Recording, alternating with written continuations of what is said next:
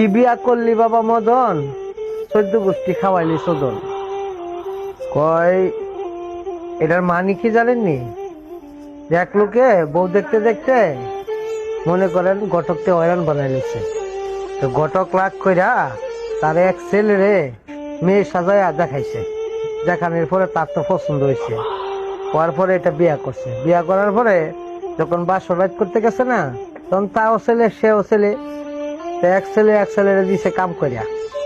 দেওয়ার পরে পরের দিন সকালে উঠে কেমনে করবো যে বউ আমারে কাম করে দিছে, মানে খুব দ্রুত বিষয় টিসা লইয়া 1 সপ্তাহের ভিতরে মনে করেন প্রবাসে আইসা বসছে। আইসা আর বাড়িতে খবর টবর নেয় না। তখন বউ চিন্তা করছে কিরে এর কাছে বিয়া বইলাম, তাই কিন্তু সাথ পাইলাম না, বিয়ার ঠিকটা বিচারটা করে নি।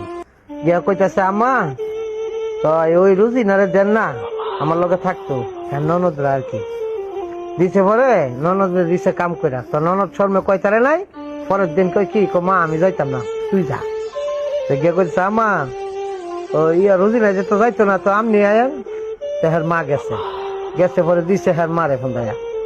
দেওয়ার পরে কইতাছে সকালবেলা উঠটা পুতরে ফোন দিয়া, কি বিয়া করে থুয়ে গেলি বাবা মদন, খাওয়াইলি 14 গোষ্ঠী সদন।